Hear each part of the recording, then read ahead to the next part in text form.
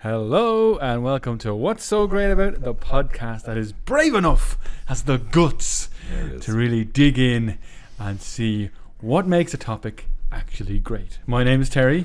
My name's Andy. Andy, how the bloody hell are you? Very, very well, Terry. And you? I too am well. Good to hear it. Now, follow-up question. Yeah. Do you like a lollipop in your mouth or butter in your ass? I like butter in my ass. Maybe that's just me. Maybe you are a pervert.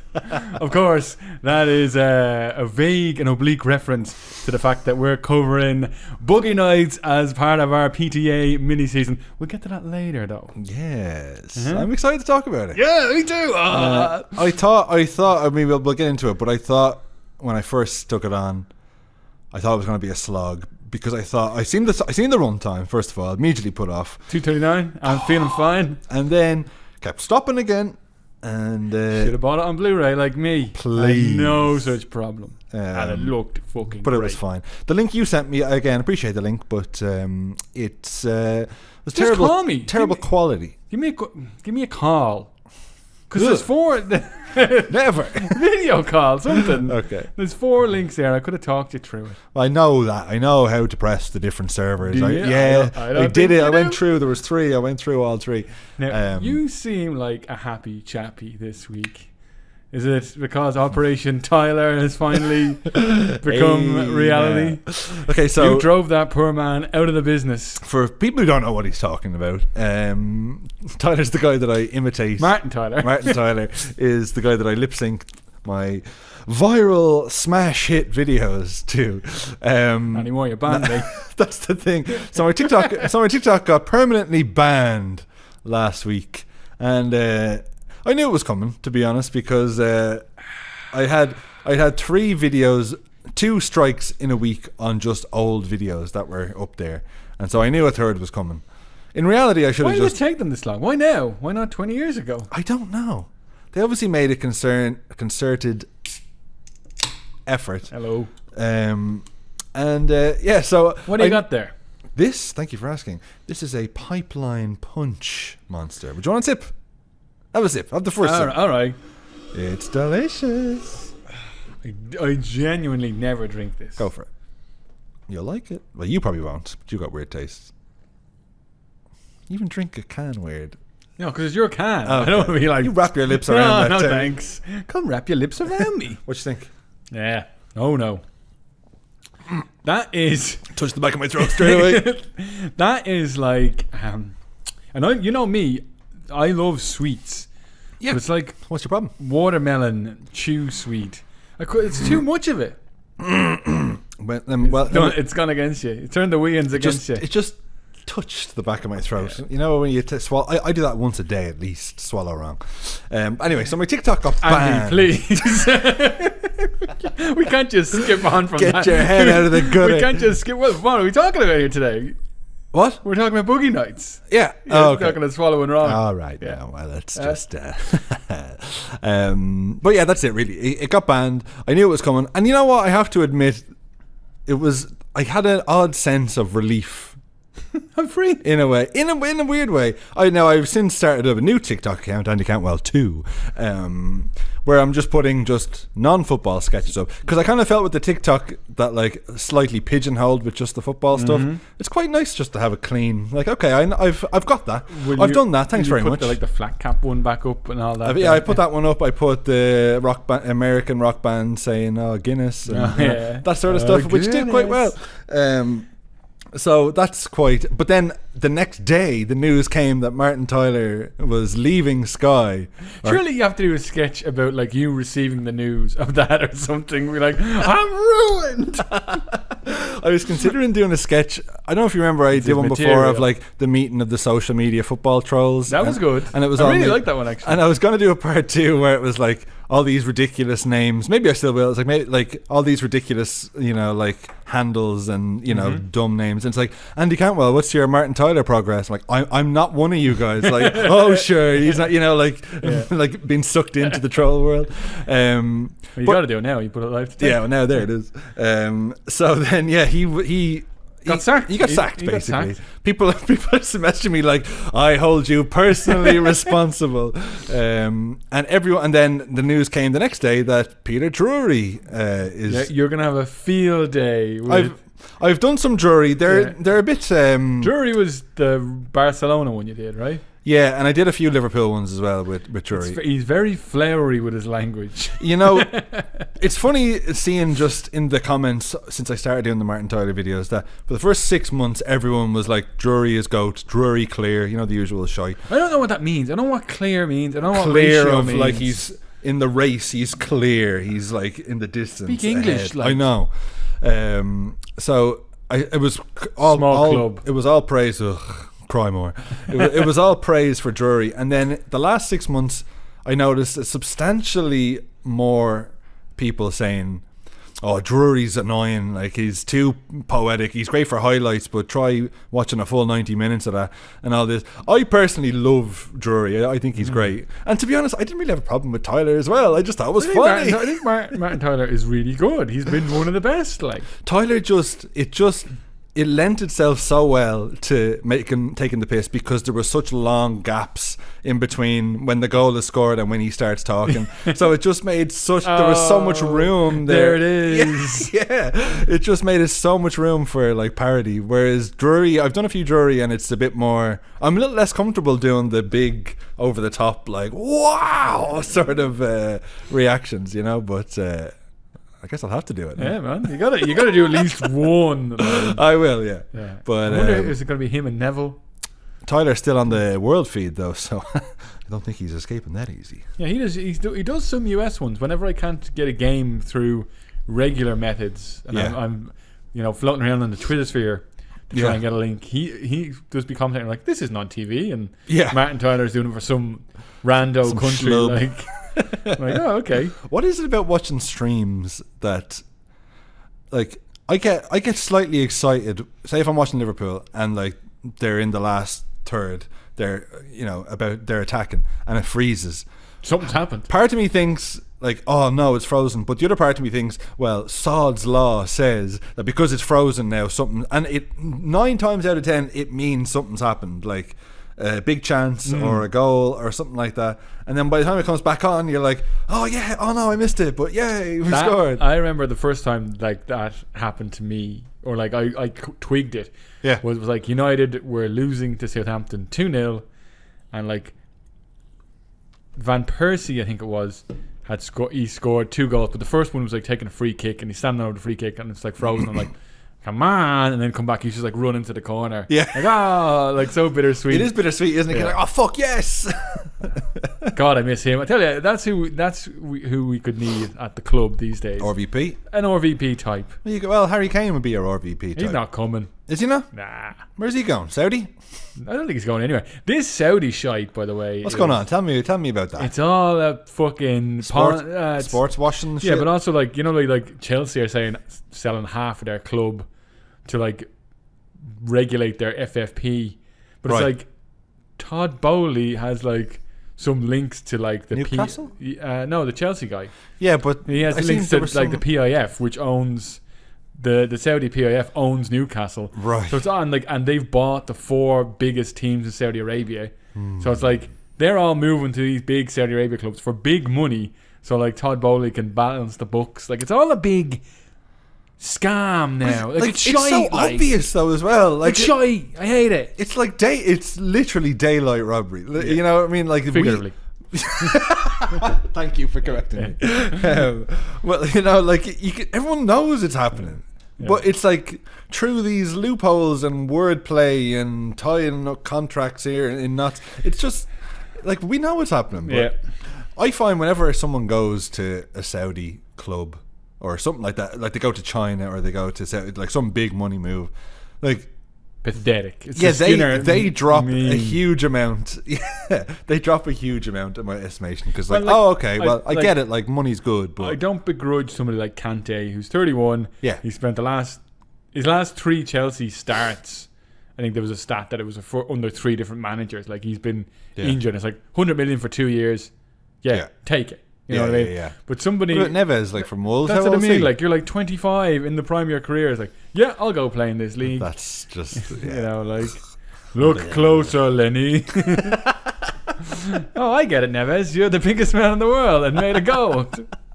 I always feel like people in the like, 34, 35 should just go to America and do it. I mean, Zlatan did it, you know. Yeah, Messi's doing it. Yeah, Messi's a weird one, though, that he's going to Miami. But it's like he's getting, like, weird cuts of, like, Apple stock and, like... And I think he's been given a choice, or like he's given the option of buying a franchise in the future. Apparently that's how Beckham got into Miami. He bought it for like 20 million or something. I could be talking shy. Like at the time when he went to play for Galaxy, he bought him for like 20 million. You buy in for that much. Yeah, which is like, it's worth, more than the franchise 10 times stuff that. over there is crazy. Like it is mad. And I tell you, I started to watch the Welcome to Wrexham. Did you see it? No. Not interested? No, not really. Why? What's your problem? Kind of done with Ryan Reynolds. Are you? I'm kind of done with Rob McElhenney. Yeah. No, that's a shame. I tell you who I'm in on. I'm Go in on. on Glenn Howerton. Oh, he's so good. I watched that movie he's in, Blackberry. Oh yeah, Fucking good, and man. I bet you he's phenomenal in it. He's really good. It's him and Jay Baruchel. Oh who yeah, are the two leads. And like interesting. Like like it's all about the guy who created BlackBerry, and like Glenn Howerton is like the business side. Blackberry. The phone. What were you pronouncing it? BlackBerry. I'm sorry. Hold on. I'm sorry, T. But Can I have some strawberries, please? Or can I have a strawberry? it's a BlackBerry phone. BlackBerry. Everyone calls it BlackBerry. Everyone's always called it BlackBerry. We're saying the same thing. Yeah, no, you're saying BlackBerry. I'm saying BlackBerry. That's not it. No. Is it? That's not it. It's BlackBerry. No, it's not. I mean, it's the same thing. I'm taking the space. You're saying it's a BlackBerry, and I'm saying it's a BlackBerry. You said a bit more alright that time. Yeah, shut up. Why'd you blow it out your ass? But Anyway. he's great in it. Yeah. It's a good movie. It's kind of, you know, like they're making all these movies about like, hey, how did the Nike Air thing? I really want to watch that, by the way. But like all these movies me about too. products, and there's like this one I found very interesting. He's great in it. He's playing Dennis Reynolds essentially, but like. He Yeah, is. like He is Dennis. Like I do watch the Always Sunny podcast quite a bit. And, Don't watch it. You've really closed all doors on Always Sunny, haven't you? Well, new season has started, so I'm gonna start. Yeah, where is it? It's on Netflix. No, because Netflix get it ages away. That's what happens. I watch them online, and then I never watch them when they come on Netflix. You wait like a sucker, Like the for other- your Rick and Morty's, and you know. I was going on last week and I said to Kerry, I was like, Terry said there's a new Always Sunny out. And then we went and it was like, oh, it goes up to 15 here. What gives? Yeah, well, not on Netflix, of course. But the Rick and Morty I've been watching. I've seen the whole season. It's actually... Had you seen it before, though? No, I hadn't. I think it's a good season. I think it's actually better than the season before. Be very interesting to see Don't what know happens what now. they're going to do now. Yeah. but- I mean, they're recasting What? Rick and Morty. Are you okay? Excuse me, something just left my body. Like he's gone. He's fired. Like he's out. He's fired. He's Well, out. Surely you can't just They're gonna make up something like take it. Oh yeah, like Something in meta. this dimension. What happened to your voice, Rick? Yeah, That's not bad, right? That's pretty good. Yeah, Yeah. it's pretty good. I give it to you. Morty. No, I can't do it. Come here, Morty. Eh, That's pretty good. eh. You're a little idiot, Morty. It's like somebody in the show doing an impression of Rick. So you're in the world. I'll give you that. Okay, But sounds like a Justin Roiland voice. Is that even a badge of yeah, approval? yeah. Do I even You want to be that? associated? You want that? No, Yeah. no. I'm surprised they didn't just go off with some other. I thought it's all Justin Roiland, I guess. That's it. Like he does pretty 90% of the sporting cast. That's crazy. God, what an Sure. idiot. Yeah. Can I stop you there, Terry? Yeah. Before, just so we don't plug it at the end, just so we can catch you SOBs while you're still listening. Sure. We're doing a live show We're doing a live show with my brother Tony on the 13th of July. That's Tony Cantwell. On the 13th of July in the Bernard Shaw in Dublin. And we're going to be looking back at Ireland's most heartbreaking football moments. But the ups, lighthearted, the downs, the in the middles. And we're really excited about it. And it's sponsored by Re-Raw Lager. Thank you. Yeah, big thanks to those guys.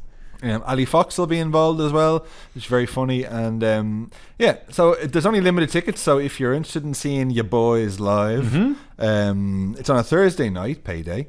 And you get paid on a Thursday? Yeah. Do you get paid weekly? Everybody does, yeah. No, never. You're living in the 50s, man. I get paid monthly.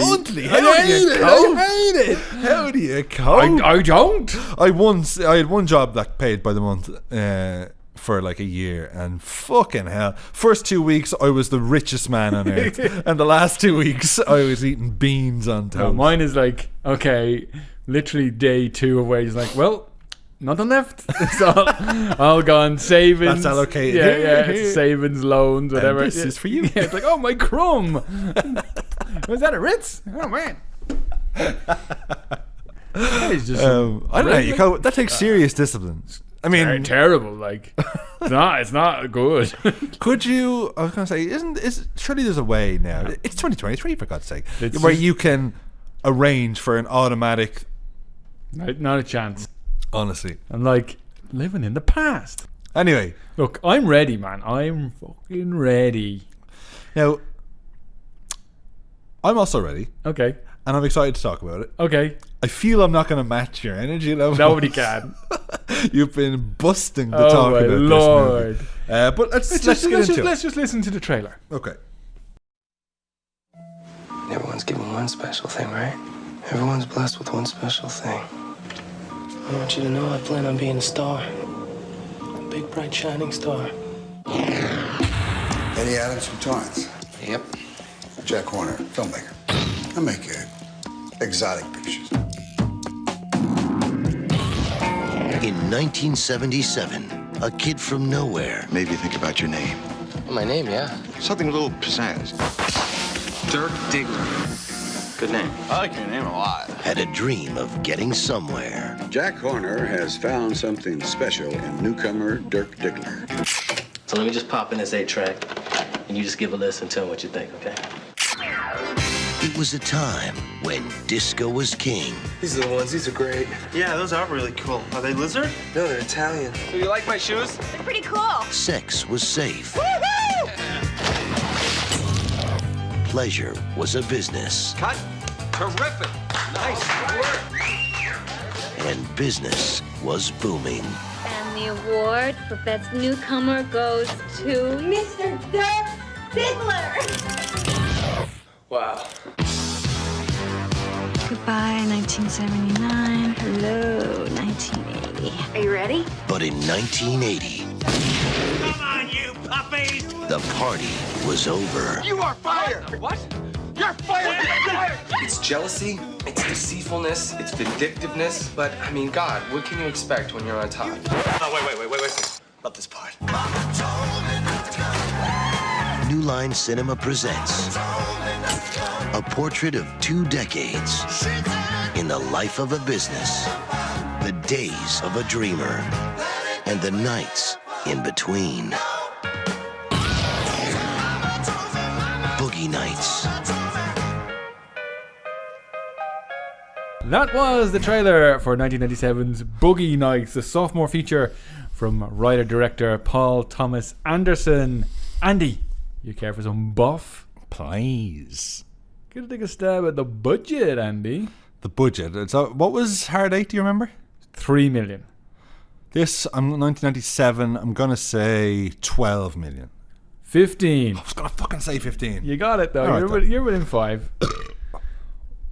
Box office. Now, there's no opening weekend for this. I couldn't find it. And when you say there is no, you just didn't look hard I enough. looked. It's not there. And the internet is scrubbed. But I've got the domestic total. Domestic total, I will say 60 million. Okay.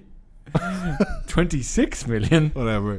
I don't know. Worldwide. 60 million? 43. Yeah.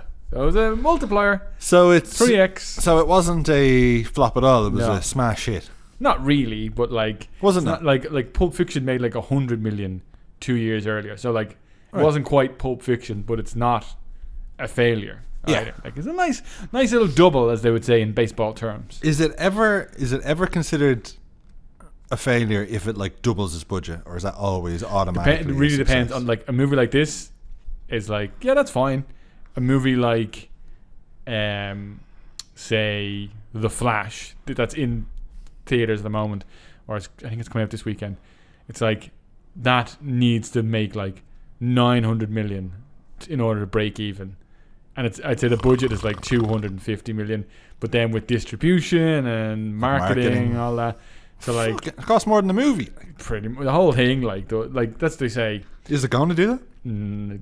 like open to 55 million on its opening Wah, weekend. wah. Delighted. Is that Marvel, DC? It's DC. DC. Fuck those guys. Keep Like, trying, They don't brought they? Michael Keaton back and all into it, like to be Batman. I have to admit, I seen a trailer for The Flash, and I thought that looked Look okay. shy. I thought it looked terrible. Now, I had it on sort of. I was in the middle of doing something else, and I came on. I was like, oh, maybe it's just because I seen Batman in it. That's what they were banking on, and then like the word of mouth, and like your man is like mental. Like your man Ezra Miller has been on a. I'm gonna get off it now, but Yeah. reign of terror around Hawaii, allegedly. Like, Reign of Terror? like abducting people and like The lead in The Flash. yeah, like kidnapping people and stuff. Living on a farm with like young teenagers against their will, all sorts of mad What? stuff, and yet they still trot him out onto the red carpet. Anyway, Rotten Tomatoes score. talk about this. No, Rotten Okay. Tomatoes score. Andy, care to take a stab? Why is this a thing now? I'm bringing it in. All right. I mean, this is It's fresh. It's fresh. 70%. 94% fresh. Care to take a stab at the audience? 54. 89. 3 Oscar nominations. Let me guess. Sure. Best original screenplay. Bing. Best director. Best actor. What else? What? Best supporting actor, Burt Reynolds. Okay. Best supporting actress for Julianne Moore. Okay. I was going to say, I don't know if they're. It's been a tight year for best supporting. They didn't best- win. Neither of No. them won. But you know. Wow. So Paul Thomas Anderson, he did not have final cut of the film. And Again. and after the trouble, a final cut is very rare with a movie. Like. Right. But after the trouble he encountered with Hard 8, he specifically decided to put a title card in the opening scene of the movie. Literally, the movie opens with Boogie Nights as the sign, and then the camera moves away so that they couldn't change the title on him. Ah, So okay. like it literally, like, you know, it's like the neon sign of like Boogie Nights. And so when you say final cut, that isn't just the final edit. That's what the Final movie's- cut is the final edit. Yeah. So like he can They like can change the they name. studio they be like, can- no, I want this done or whatever. Take that out, put that in. Like so. Was there any talk on what they wanted to call it? Do you know? No, it was just he was Okay. like preempting it. Right. So he's like, "There's no way." I've learned from the last movie. Yeah. You know all the shit he had to go through. The $15 million budget was a direct response to the success of Pulp Fiction. The president of New Line Cinema at the time, Mike DeLuca, had passed on Reservoir Dogs and had been chasing a movie with similar return in investment. He figured that Boogie Nights could be another hip hop song retro film that had the potential to make profits in the soundtrack sales alone. So it was a pretty successful soundtrack. I can imagine. PTA showed up with a 185-page script. If you think about it, it's a minute per page normally. Okay. On the insistence of it being an NC-17 rating. So NC-17 means like you have to be over 17 to go see it, as opposed to an R rating. You could bring your 13-year-old kid to see this in the States. So if it's an R rating, you can go to it if you're accompanied with an adult. Oh, really? But NC-17 is the dreaded rating because it means you can't. You're cutting off a you section of the have audience. to be older than this to go see Makes it. sense, I guess. He was eventually talked into. I think I was going to say, I think it's kind of needless, though, for what he wanted it. The Because parts that make it NC-17, I feel like they're not integral. Yeah, I mean, it's You not. know? It's not like a sexy, I wouldn't sexy consider film. it. Like, Yeah, I wouldn't consider it like overtly violent or like barring the final scene. Final scene's not violent. Final scene's lovely. Yeah, but Burt Reynolds hated working on the film and fired his agent when he saw an initial cut of it. Despite his Oscar nomination, he refused to do press for the film, which Fucking greatly brilliant. reduces chance at success. fucking brilliant. Reynolds and PTA got into a heated confrontation on set one day. Reynolds got frustrated that the rest of the cast were allowed to improvise and he was told to stick to the script. He called PTA a fucking punk kid, and they argued back and forth before going inside. The first assistant director said you could see PTA had a sly smirk on his face when they went inside the house away from the crew. And then they said there was fists thrown. It had to be broken up. But the next day... Literally that pool party scene. Well, the next day was when they filmed the scene where Dirk and Jack go at it, and the first AD said that's why he was winding them up to get that response, because literally Burt Reynolds was like, "You're not the boss of me," right? And then in the scene it's the flip side around. So very interesting. If that's true, again, that's all from an oral history. I'll stick my neck out here and say I don't think he planned it. A young punk kid, to quote Burt Reynolds, is gonna be playing these mental mind games with Burt Reynolds. I don't know, man. You know, I think it happened and then he used it. I would be very surprised. I don't know. I mean, talking to me arse, but I would be very surprised if he planned this. This guy's a genius, though. Is he? Is he considered like a genius? Yeah, he was like the P.T. Anderson, wunderkind of Hollywood. You know, like wunderkid. Yeah. Wunderkind. Wunderkid, yeah. PTA wanted DiCaprio originally to play the Eddie Dirk part. But Dirk Diggler? Yeah. Oh, imagine. I don't think it would work as well. Just saying. You think any role is improved by Mark Wahlberg over Leonardo DiCaprio? We'll get into it later on. Okay. But DiCaprio decided against it. Like a lot of people in Hollywood, they were frightened by what the reception of the movie would be due to its taboo topic. I wonder what DiCaprio did in '97. What did he Titanic. do? He made the right call. Yeah, but that's the thing. Apparently, he was interested for a bit, and then they're like, "Oh, he chose Titanic over it," and PTA was like, "Actually, fair enough." He's like, he didn't choose Titanic over it. He had left before the Titanic thing started. Other people considered for the role of Jack were Sidney Pollack. Jack is Burt Reynolds? Yeah, Harvey Keitel and Warren Beatty. Warren Beatty came close because they had weeks of conversations until PTA realised that Warren Beatty wanted to play the Dirk Diggler role and not the Jack Horner After role. all the weeks of talks. He's like, wait a minute, you want to be the Dirk role? He's like, yeah. He's like a guy in his 60s wanting to play the Dirk Diggler role. PTA admits the film stems from his obsession with porn films when he was a young man. He spent a year or so hanging out with Ron Jeremy to get into the porn vibe, shall we say?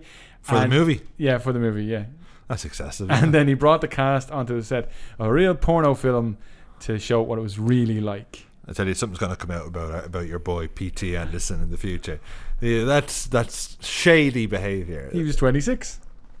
Brings the whole cast onto a porno set. Yeah, they've all seen porno. But it was to see what the day to day is like. So it's literally like, are they sitting around in the director's chair? I think he could have gone himself. He wrote it, did he? He wrote it, yeah. He could have gone himself. Yeah, but it's okay. Whatever. It's weirder, I guess, if you go by yourself. All right, Andy, hit me. Hang on a sec. Hit me. Don't run away.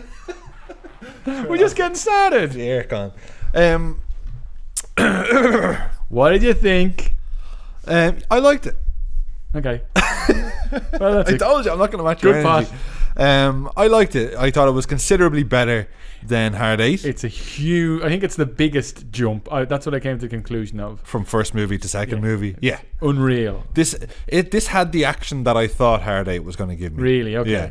Where at least I wasn't like, all right, here we go. Whereas this actually gave me what I wanted. I thought... I do want to hear your notes this time as well. Yeah, I got some notes. I thought that the second half was better than the first half. Ooh, interesting. Quite a bit. I think you're in the actually. minority there. But Really? Okay. Yeah. Wow. Like, it was a bit silly looking at it for the first time in 2023. All right. From a movie made like 1997 is I'll get to my notes, but just very quickly on the ending, and we'll talk about the ending when we get to it. But just I'm not even say what it is, but I thought on that final scene, I'm like, that is the most 1997 ending to a movie I've ever seen. Do you mean the drug deal scene? No, the literal last scene where he's in the dressing room. That's such a 1997. He gets his big fat dick out, you know. Okay, I'm gonna stop you there because that is the genius of the movie. Okay, is that everybody talks about his dick, right? And it's like, you know, he's got a. But you don't have to see it in 1997. It's such a 1997 move. That's the to fucking show brilliance his of big it. schlong. No, because it's the MacGuffin that they're talking about the whole movie, and everybody's like, "Oh my god, wow!" Heard you got a great big cock. Hey, yeah. The Colonel, it's in my notes. His facial expression when he's like, "Yes, please," like take it out, and he takes it out. It's just the way his forehead just goes like, "Well, thank you, Eddie." Like the whole thing of like, even when they're on set and you see for the first time everybody looking, and when he takes out his cock, and like they're all like, "Oh my god!" Like Philip Seymour Hoffman is quivering, holding the boom mic. It looks like he's about to come in his pants. And like the two, John C. Reilly, Reed and Becky Barnett are like tilting their heads and stuff. Like but you don't see it until the very end. You're like, that's what they're talking about. The whole movie, that's the MacGuffin. I can't believe you think you gotta show MacGuffin. Yeah. What's MacGuffin? MacGuffin is like the what would you say? The Holy Grail in Indiana Jones or whatever, you know, that like mystical artifact. The thing, like the briefcase in Pulp Fiction, or whatever. Like, you know, not happy with that. Happy with that. Not that's not really what it is, because Pulp Fiction doesn't revolve around that briefcase. Okay, yeah, but I thought at the time, well, last night watching it, I kind of thought like, oh well, we're kind of over that. He's back, Andy. Yeah, he's back. I don't think. It felt gratuitous. It felt unnecessary. I was kind of like. I'll tell you the story, like, because he couldn't get the rights to Living Thing by Jeff Lynne, by ELO. Yeah, he brought Jeff Lynne to a screening, and the very end when he takes the cock out, and then like that kicks in, Jeff Lynne put his hands in the air and he's like, yeah. I was like, everybody, that's genius. It's the perfect thing. But anyway, that's we'll get to all that. I like my notes are like loads of notes. If you've seen the stuff that I took the time to write down over the great stuff that's happening on screen, you would be like, my notes are the most minutiae little thing. Do you want to just walk through the movie then instead? Like, what about that opening shot? No, I don't want to walk through them. Okay, well, I want to talk about that. You walk through. I want to talk about that. I can't remember. I want to talk about that opening shot where it's the crane comes down the Boogie Nights sign, and then it's down, it's going across the street, and then Jack, go Jack. You know, Luis Guzman. And then following him around the club, you meet all the... That's what I was texting. Like, literally has you by the balls. Like, 3 minutes in, this tracking shot. It's the Copacabana from Goodfellas shot.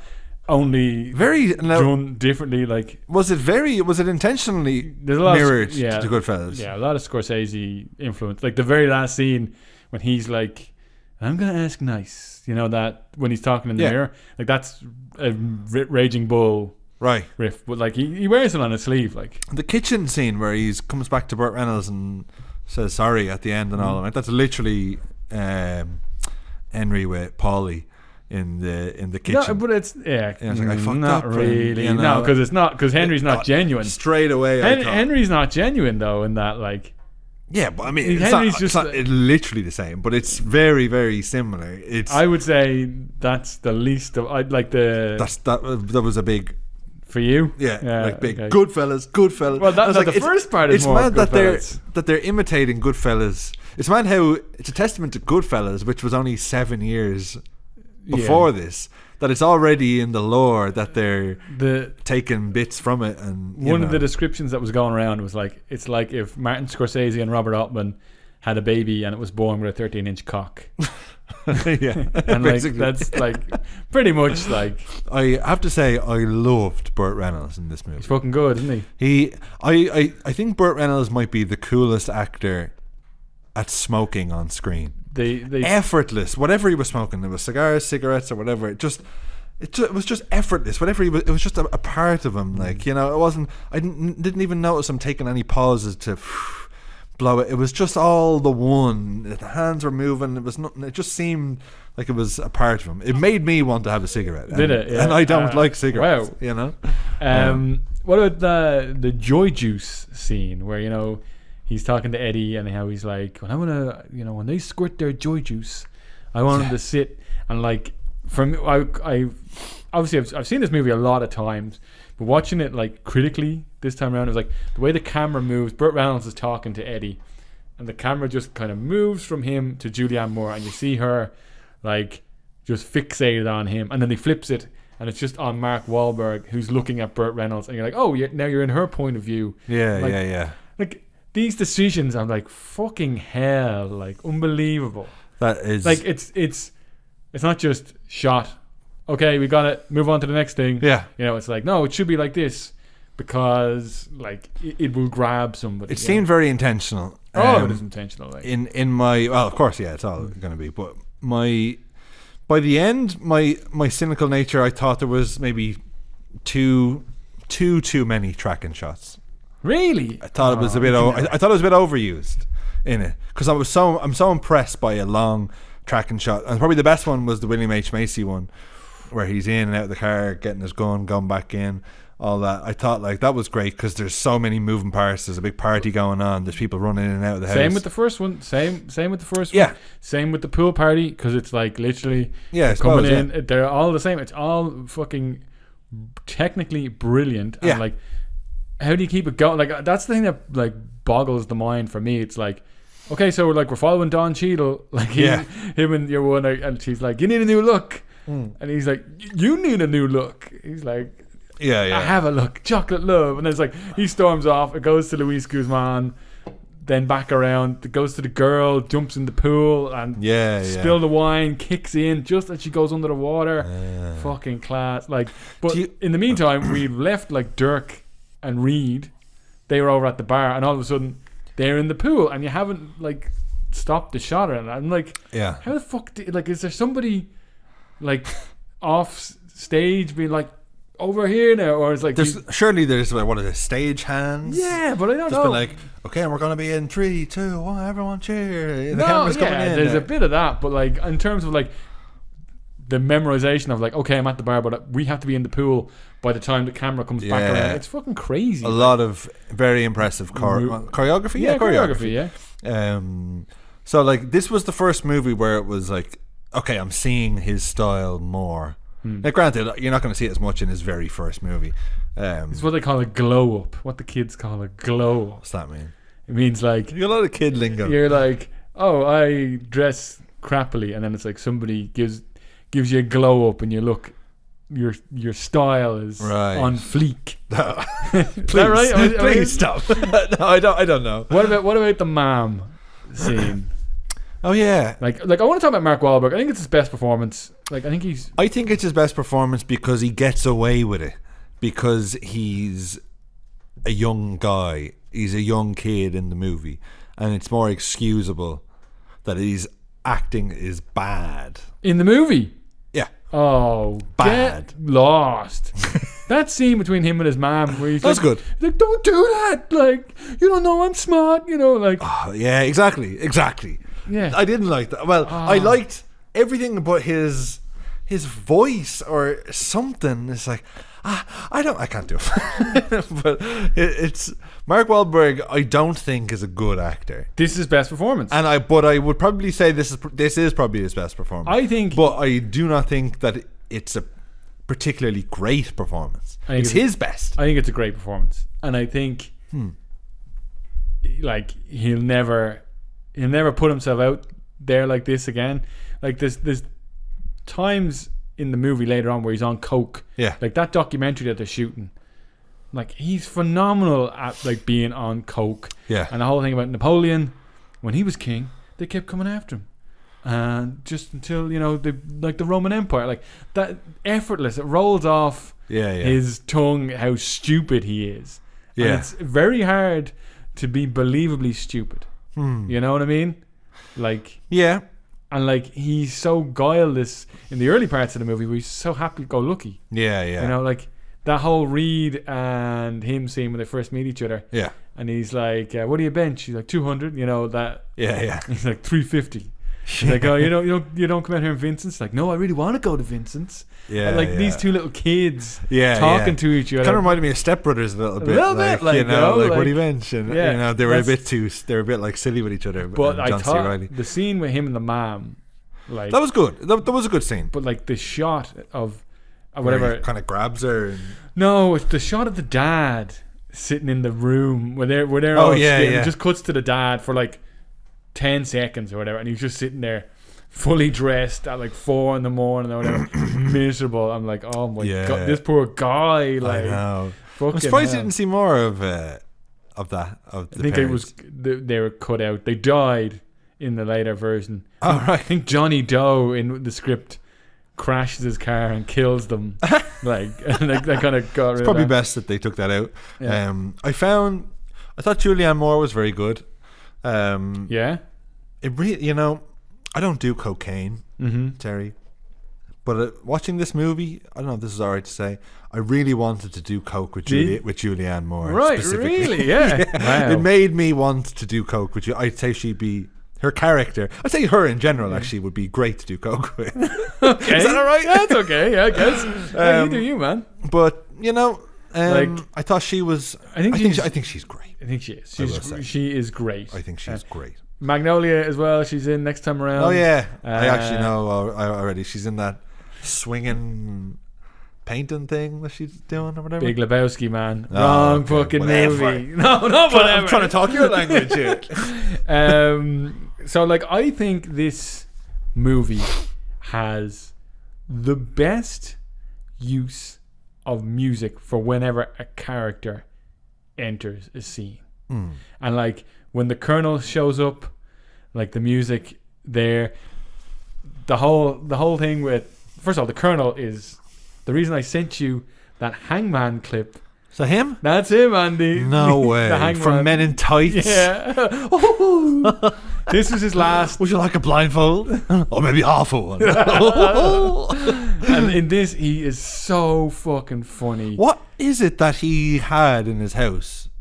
Child porn. Was it? Yeah. Okay, because he didn't say, and it was just like, oh, they're just so the small and breadcrumbs are cute. Or there. I was Yeah. like, what? Like The girl animals, that, kids? The girl that he shows up with that ODs at that Yeah, party. she was is like 15. 15 or something. Yeah, I thought that, and I thought it's bound to be something to do with kids, but they didn't explicitly say. So needless to say, me, I was like, dude, what? That scene where like she ODs. And he's like, I think she's done too much coke. He's like, do you, doctor? Really? And he's like, oh, this is the second time in 2 days she's OD'd on me. He's like, maybe you need to get some new shit. What do you think? And he's like, Johnny, take care of this. And he's so fucking funny, the Colonel. You know, I felt it's weird watching a movie like this for the first time really in 2023. Do you know what I mean? Yeah. Like, first time I watched it was maybe like 15 years ago. Yeah. I was in my like early 20s. Yeah, like it would have been 5 years, something like that, 6 years. Probably like 10 years. Like probably like 10 years, because it wasn't my first Paul Thomas Anderson film. Right. I think I'd watched Magnolia before it. And yeah, probably Magnolia. I mean, at the end of the day, it's 26 years ago this movie was released. And I remember like when I first watched The Exorcist 4 years ago. Yeah. And it was just funny. You know what I mean? Like, it was funny to me watching it. Right. Because it was so, of its time. Okay. And I felt a little bit of that with this. Where This I'm is just like, funny. This is a funny No, movie. it was funny, and it was liberally funny in parts, but there was also parts where I'm like, that's very 90s. Or that's a very 90s movie. Like what? I don't know. But I just had the thought. Okay, great. A few times. Where it's just kind of like, I'm watching it. I'm like, I get why Terry is so high on this movie. And if I had been, it's like if I listened to a song that I loved as a kid, and I'll love it all through my adulthood. But if I hear a similar emo song at 37 that I've never heard, I'm like, get that fucking shite out of here. Get that guy out of the way. Yeah. Whereas a song that just because I've heard it as a kid and I liked it as a kid and I remember liking it and all this, you know, I know why I like it. You know what I mean? It hits different. Okay. And I knew watching it, I was like, I bet you Terry loves that bit, or I bet you know what I mean? For me, I was a bit like, you know, I wasn't like at any of the jokes or anything like that. Oh, you know? No, because I was just a bit. Maybe it's because I'm watching it on my laptop, but still, it's a big screen. But watch it on the TV. No, I didn't have Chromecast on the TV. Okay, but so I enjoyed it, but I'm more watching it. I'm more watching it like as a like an interest. Like I'm interested in like I felt I wasn't sucked in. Okay, you weren't sucked in. Okay, I don't know what to do. So with you're you. telling me you weren't sucked in? What about Philip Seymour Hoffman this time around? Much better. So good. I thought he was very good. Poor Scotty J. Yeah, I felt like for him. His entrance as well. Like it kind of switches when they're carrying out the dead girl, and he's coming in, and Hot Chocolate kicks in. You sexy thing. I'm like, perfect. The little like silhouette around Dirk when he lays eyes on him. Yeah, he's so fucking good. And I could tell straight away that he wanted a piece of Dirk. Oh yeah, but he's like, you know, he's so kind of pathetic as well. Yeah. Like, I thought that was good. I thought the scene where he's trying to kiss him was good. You know, so like the scene when he kisses him is heartbreaking. It is like you're like, oh my god, this. It's like he really loves him. Yeah, well, he does. know? He does, but it's also like the bit after. He's like, I'm a fucking idiot. And then that's done perfectly. Where it's like he's like crying. And it's like you hear like dun dun dun dun dun dun, dun, and like the music for like do your thing, and then like Bill Macy shows up and he's William looking H. for Macy. Yeah, okay. He's looking for his wife who's been having sex. First of all, she had sex in his house and told him to fuck off. And he's like, "That's my wife, you asshole." Yeah, and he's like, "Sorry." And then at the pool party, she's getting nailed. She's a real porn star, by the way. Is she? Yeah. Now, can I ask you? I thought this about William H. Macy's character. Like, I liked his character in it. Brilliant. But I also felt that if he wasn't in the movie, it would be just as good. I disagree with that. I don't think he had anything to do with anything that happened. It was like a nice little sidebar. He keeps walking in on his wife fucking other guys and not being ashamed about it. And the whole point of the movie, it worked for when he shot himself, and it was like 1980s. I thought that was very. That is good. The point, the midpoint of the movie, and it's like that's clearly the down. Yeah. Swing. Now we're into the bad time. Yeah, you know what I mean. Like, and I got that straight away with the thing, and it said 1980s. I'm like, oh, okay, now we're we're on the way down now. And it's which the first, is like every movie that's like, as soon as it gets to the 80s, it's I mean, like 80s they're were like fucking. You know, I mean, they talk about the start of the 70s being like really tough in the States.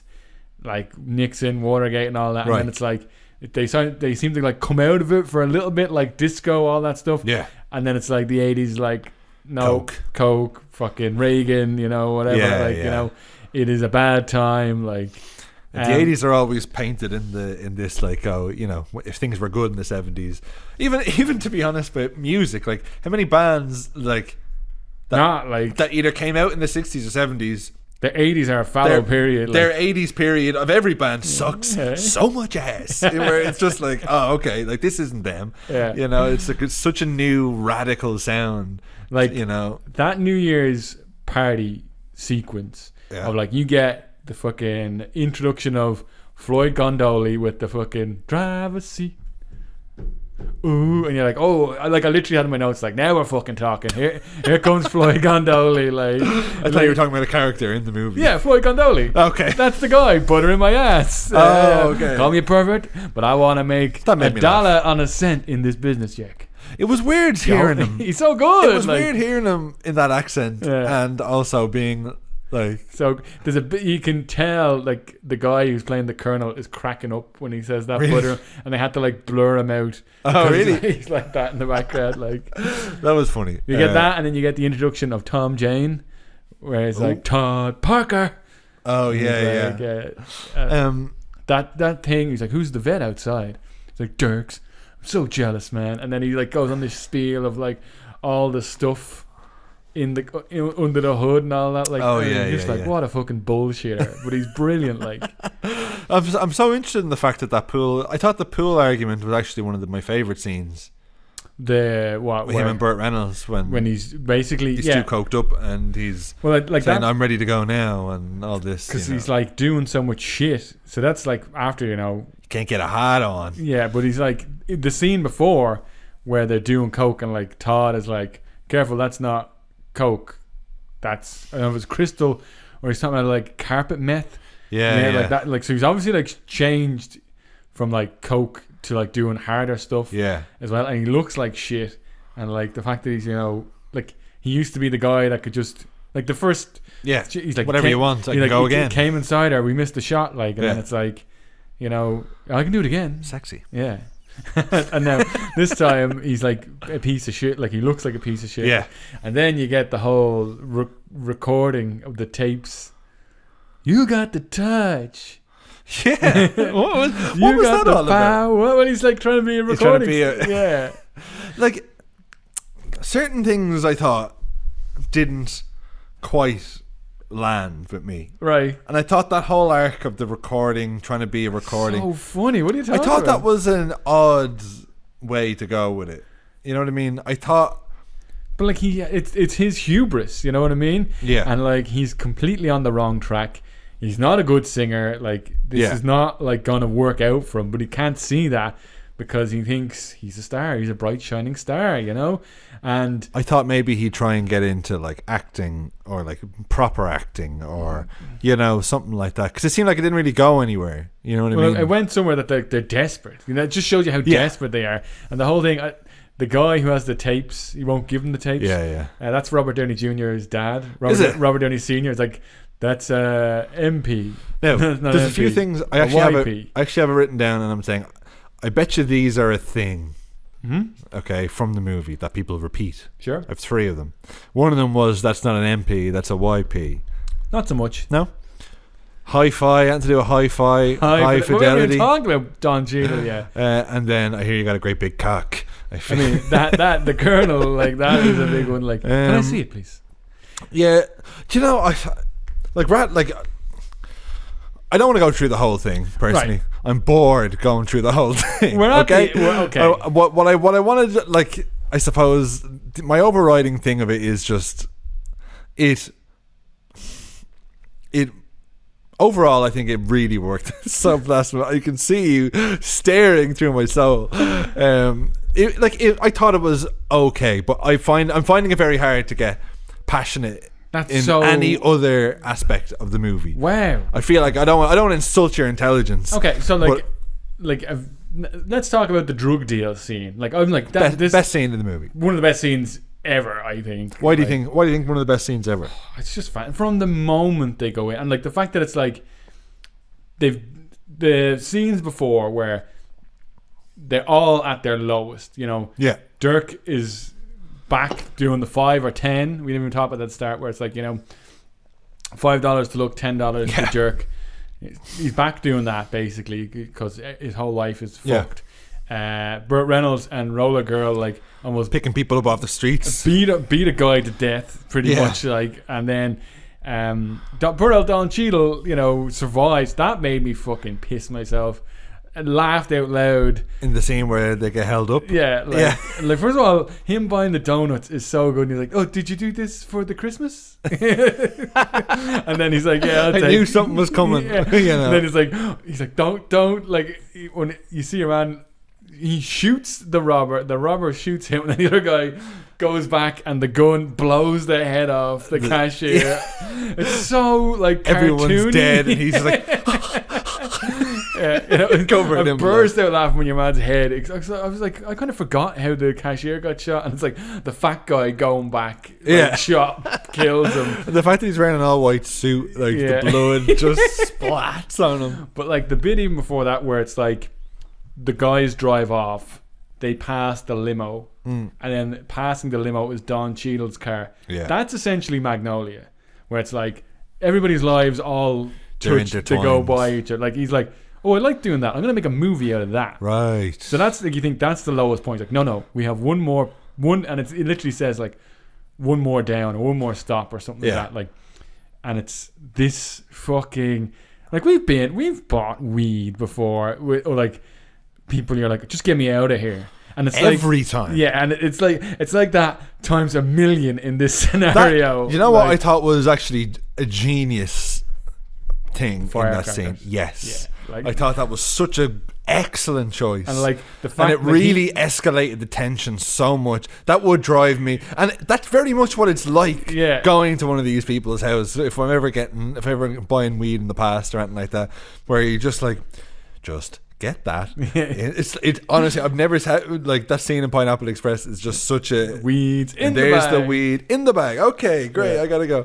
But like with this, like he's off stage banging 2x4s together. Is that it is? To like make, and like they're jumping every time. My But God, like, that would just be so unpleasant. Like Alfred Molina, like just fucking brilliant as yeah. What's he done? What else has he done? Oh, he's done loads, but like Spider-Man 2. Dr. Octopus. Like, I keep thinking he's Ian McShane. But Jonathan. But like the bit where he's like, how much you want for it? He's like, yeah. $5,000. Yeah. Okay, $5,000. Like gives it to him straight away. The fact that like the song, like that's what it was like my number one like needle drop. Jesse's Girl. Yeah, the Jesse's Girl bit is like fucking brilliant, and the fact that he's like, we came for something else, and we're gonna get something else in the master bedroom. Yeah. Under the bed, in the floor safe. You understand? And then it's just like, he's got coke and he's got cash, and we're fucking idiots if we don't get it. Can like, I ask you a question? Yeah. Why does Mark Wahlberg do that? Why does he stare at him? Why is that? He's staring into space. Is he? And it's because I keep thinking, he's about to do something. Like. He's staring, and he's like, I know. He's literally, in my opinion, this is what I think it is. He's seeing, oh, I'm gonna die here. This is what happens next. He's like, something like this is gonna, and like, that's him there, and then he's like, okay, we gotta go. Thanks so much or whatever. He's like, oh, you just got here. Yeah. He's like I thought the bit that actually would resonate with you was like. He's like, I hate the way they fucking put him in order. He's like, don't tell me how to listen to my stuff. He's like, I like it. I'm not supposed to listen to the way you want it. And then it just like stops. Like, fuck. Like, and the song's like, it's Cosmo. He's Chinese. You get the big shootout. You get fucking 99 red balloons. Like, yeah, I thought like that was a great scene. It's unbelievable. That was the best scene in the movie. I thought it kind of reminded me like there was one time when I was younger and I was getting sorted, and like it's always these guys who just like they seem to love me. And I'm like, I don't know what they get out of like they want to hang out, and I'm like, I am so not the type. Like, it's just because I pay on time. Like everyone else probably getting stuff on tick. But there was one time, do you remember when Weidman knocked out Anderson Silva, and Anderson Silva's doing all this and gets caught. And this was the next day, and I was in his apartment. Him and his missus, they had just gotten like this little puppy or something like that. I mean, their apartment, absolute state. And I was explaining to him, I was like, she was like, oh, just be careful of that ashtray there on the arm. And I was explaining to him, oh, and then Anderson Silva was like going like this, and I knocked into the ashtray and it smashed on the floor where the puppy was like walking. He said, I fucking told you about the ashtray. And I was like, I would like to leave. Dun, dun, dun, dun. Like, didn't I tell you about the ashtray? I was like,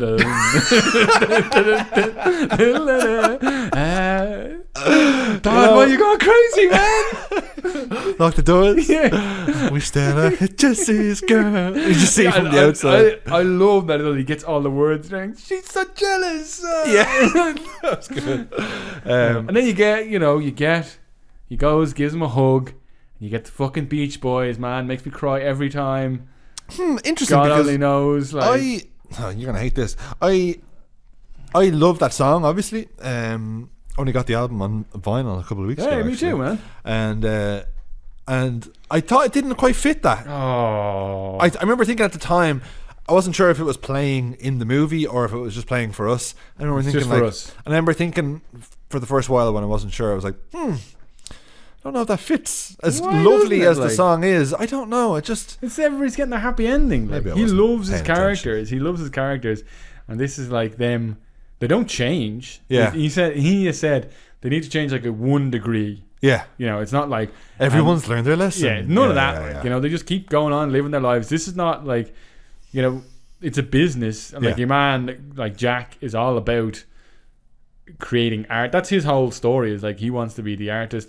Like the fact that the movies look shy, like is the Yeah, whole yeah. joke. Like this is the best movie ever made. Looks terrible. Like, Yeah. And then like when they switch the video, like it is what it is. I was gonna you know, say, you know? yeah. And sure, it's just the fucking cinematography we're talking about here. Like, but like that bit, and then the bit at the end with the last shot with the Steadicam again through it, and it's Burt Reynolds.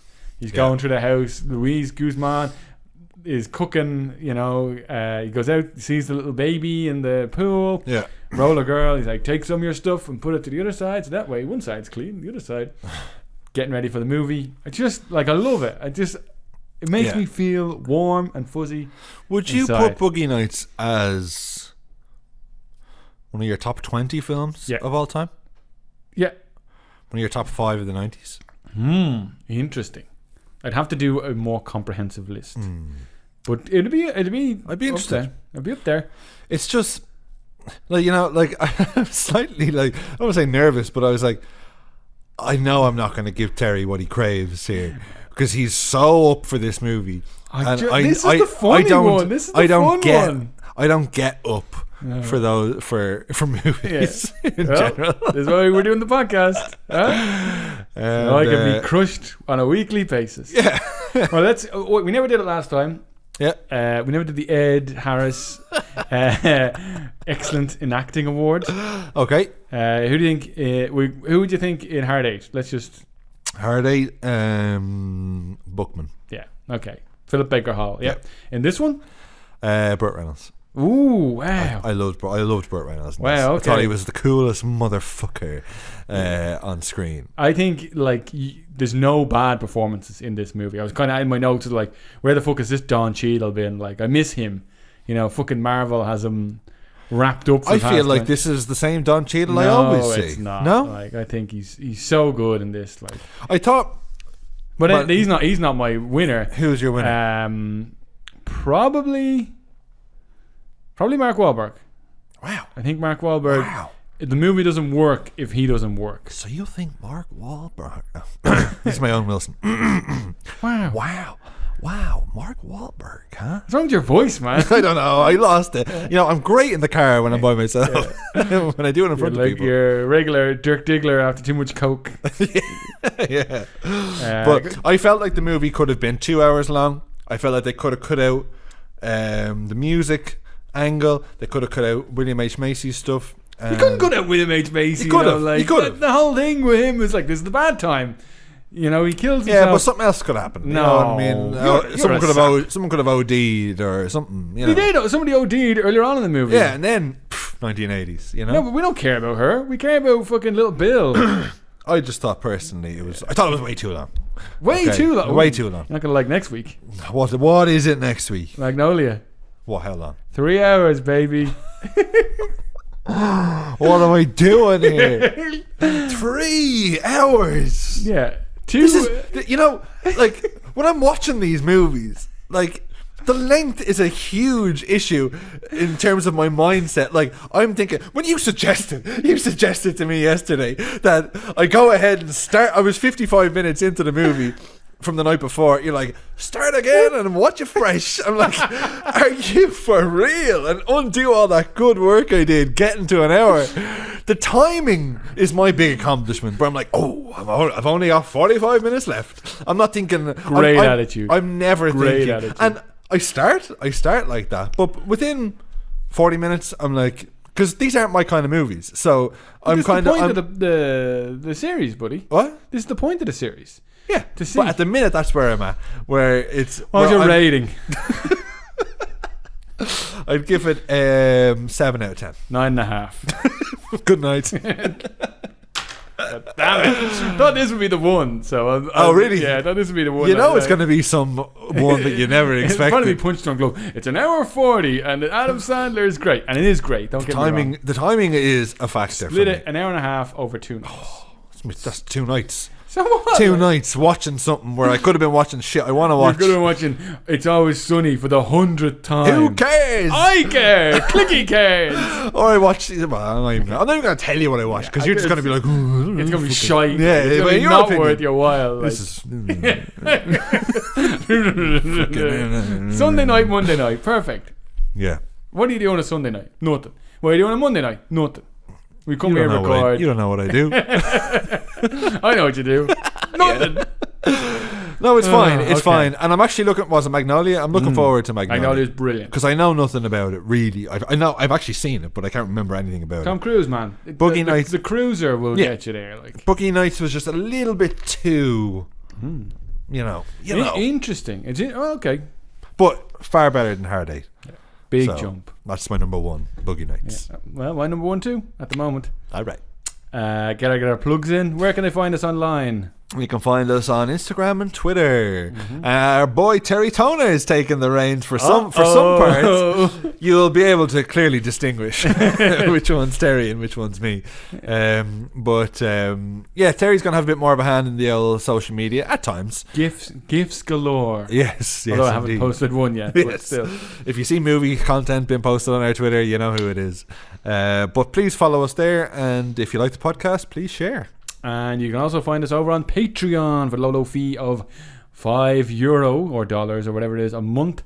You get access to early episodes, and you get 2 at the minimum bonus episodes. We did one last week where Andy tested me on my movie knowledge. You also get access to all our back catalogue of our previous series. What's so great about the MCU? What's so great about Ryan Gosling? What's so great about Big Willie's Flops, aka Will Smith's bad movies? And what's so great about 90s action? Lots of good stuff there. There's about over 100 episodes and there's loads of top 5s. Video. Yeah, there's about 30 top 5. This top 5 album openers, stuff. top 5 We're biased. movies, top 5 sound. Yeah, Whatever. a bunch of shit. Yes, and you can find me over on Twitter at @theboytoner. Mostly plug in my radio show, and I think I'm Terry Toner 22 on Instagram. You are. You get Andy over on Social media, thank you very much, at Andy Cantwell, or on TikTok at Andy Cantwell 2, and on YouTube at Andy Cantwell. And if you like what you're listening to, please give us a rating, a review, or subscribe. You know, Andy. Yeah. In this movie, we see Dirk Diggler take home awards at the 2nd and the 4th annual Adult Film Awards. Well, no, I don't want a 4-star review. I want a 5-star review. Very good. Yeah. So, give us one of them. And thanks so much for the support. We're glad to be back. Very much. And we've got some exciting episodes coming up. Movies and just movies. Okay, we love you guys. Oh no, that's for the Patreon. From me. You said it now. I love you. Yeah. Boom. Goodbye.